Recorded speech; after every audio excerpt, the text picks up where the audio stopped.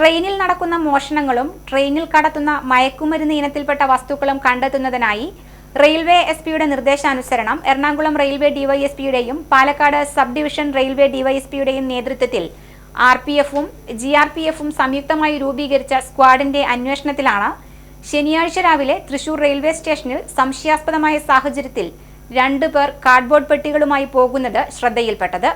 തുടർന്ന് അവരെ തടഞ്ഞു പരിശോധിച്ചപ്പോൾ ഒരാളിൽ നിന്ന് 750 ml 18 കുപ്പി റോയൽ സ്റ്റാങ് എന്ന ഗോവൻ നിർമ്മിത മദ്യവും മറ്റൊരാളുടെ കയ്യിൽ നിന്ന് 12 കുപ്പി റോയൽ സ്റ്റാങ് എന്ന മദ്യവും കണ്ടെത്തുകയായിരുന്നു. പാലക്കാട് വാണിയംകുളം സ്വദേശികളായ രാജേഷ്, സജിത്ത് എന്നിവരാണ് പിടിയിലായത്. മദ്യക്കുപ്പികളിൽ നിന്നും സാമ്പിൾ ശേഖരിച്ച് സീൽ ചെയ്തു. പ്രതികളെ കോടതിയിൽ ഹാജരാക്കി. ആർപിഎഫിലെ SI ആയ മണികണ്ഠൻ, തൃശൂർ റെയിൽവേ പോലീസിലെ CPOമാരായ Stephen, Kiran Mohan, Shoranur railway police സ്റ്റേഷനിലെ CPO Madaneesh, Palakkad railway police സ്റ്റേഷനിലെ പ്രശാന്ത് എന്നിവരാണ് പ്രതികളെ പിടികൂടിയ സംഘത്തിലുണ്ടായിരുന്നത്.